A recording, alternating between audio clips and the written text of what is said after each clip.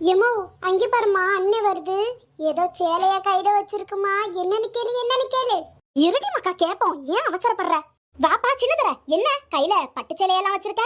ஆமாம்மா, இது நம்ம ராதிகாக்காக நான் வாங்கிட்டு வந்தேன். இதோட விலை எவ்வளவு தெரியுமா? 3000 ரூபா. தங்கச்சிக்காக 3000 ரூபாய் செலவு பண்ணி எடுத்துட்டு வந்திருக்கியாப்பா? பாத்தியாடி உன் மேல எவ்வளவு பாசம்னு.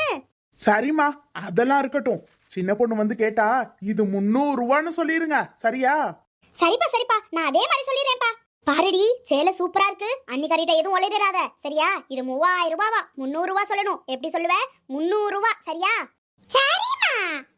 சின்ன பொண்ணு, உனக்காக என்ன வாங்கிட்டு வந்திருக்கேன்னு பாரு. ஐ, என்னங்க பட்டு சேலை வாங்கிட்டு வந்திருக்கீங்க? இந்தா சின்ன பொண்ணு, உனக்காக தான். எப்படி இருக்குன்னு பாரு. ரொம்ப சூப்பரா இருக்குங்க, எனக்கு ரொம்ப பிடிச்சிருக்கு. இதோட விலை எவ்வளவு தெரியுமா? 3000 ரூபாய். அடியாத்தி, 3000 ரூபாய்க்கு வாங்கினீங்களா? எனக்காக எவ்வளோ செலவு பண்றீங்க. உங்களை மாதிரி ஒரு புருஷன் கிடைக்க நான் ரொம்ப கொடுத்து வச்சிருக்கணுங்க. சரி சின்ன பொண்ணு, அதெல்லாம் இருக்கட்டும். அம்மா கேட்டா 300 ரூபான்னு சொல்லிடு, சரியா? சரிங்க. ஆமா, எனக்கு 3000 ரூபாய்க்கு வாங்கி கொடுத்தா உங்க அம்மைக்கு தான் பொறுக்காதே. சரி, நான் சொல்லிடுறேன். என்னங்க, உங்களுக்கு பிடிச்ச மீன் குழம்பு தான் வச்சிருக்கேன். நல்லா வயிறு நிறைய சாப்பிடுங்க. இன்னொரு மீன் துண்டு வைக்கட்டா?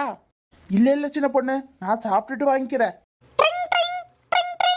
ராதிகா, அந்த போன் எடுத்து கொஞ்சம் ஸ்பீக்கர்ல போடு. பேசு. டேய் சின்னதர, நான் தான்டா கிருஷ்ணா பேசுறேன். சொல்லுடா.